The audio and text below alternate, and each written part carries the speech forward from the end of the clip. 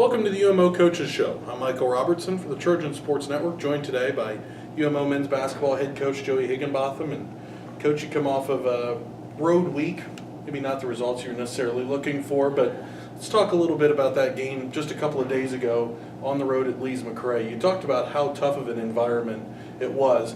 Obviously, so many newcomers to this team. Were they kind of, I don't know, was it an interesting experience for them just in terms of the nature of that, of playing in Banner Elk? Anytime you go up there, whether you're old or young or whatever, it's an interesting trip just because it's different than everywhere else. You can't breathe. We really didn't settle in until the second half and kind of dug ourselves too deep in the hole and to get out.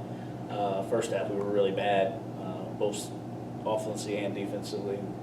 Second half we kind of came to our own, started playing a little bit better, took care of the ball. We did shoot the ball really well, but cut it to 7 there with I think about 8 minutes to play in the game, and had 3 really good chances to score to get it tighter, to get it closer, and didn't convert any of those. So trying to build off the second half and move on from there.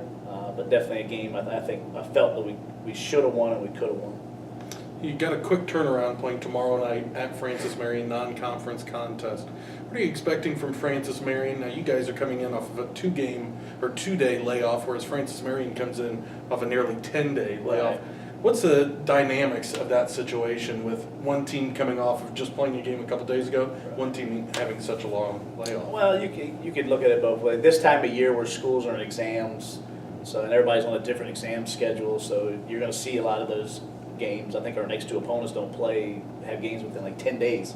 But you're going to see that a lot, and it can work to your advantage. At this time of year, everybody probably wants to practice a little more, work on them instead of scouting and all that stuff. So that could be an advantage, but also not playing in a game that time, it could be either way. As a coach, I'd love to have 10 days of practice right now just to work on us. But you go and it is what it is. You got to go play, and we've had two pretty good days of practice coming back from Lees-McRae, and we're excited to take the next step. Hopefully, Francis Marion's a good ball club. They got really good guard play. They got a lot of bigs that they can run in and out, so it's going to be a challenge for us, but we got to be ready. You got North Greenville coming in this weekend. We talked a little bit off camera that it almost seems like you guys really haven't played a true home game. You have 2 home games here in Carnegie Arena in the Pickle Classic, but those always kind of have a little different feel to them. So what's it feel like being able to come home this weekend and play North Greenville in more of a traditional home doubleheader weekend? Oh, definitely. We're excited and anxious to play at home. Like you said, we played the Pickle Classic, but that seems like that was forever ago now.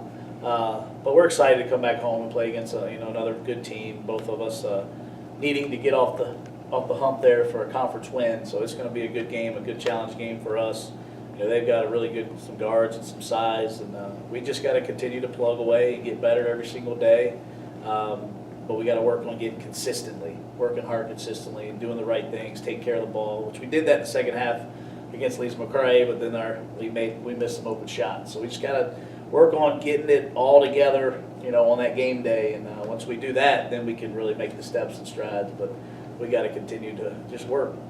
Such a unique time for both men's and women's basketball as a sport in terms of collegiate athletics. One of the only sports that really has to deal with finals in the end of the semester, really right in the middle of the season or towards the start of the season. How tough of a challenge is it being a college head coach and not only having to manage the fact that you get a couple of games here right back to back, but then also having to worry about the academic side as well? It's definitely a challenge because you can't put one over the other. They're both is equal. But all in all, they got to have their academics, and they got to do that. And coming start next week, there's going to be a exam start. There's going to be a lot of downtime. We'll probably cut our practices back by half an hour or so. But they also got to get in the gym, use that time as to get away from your studies and get in here and get a quick workout in and get back to your studies. It's a challenge. It definitely is a challenge, but it's part of what everybody's got to do. It's not just one team that's dealing with it. Every team in the country is dealing with it. So it's just we try to really communicate well with our guys.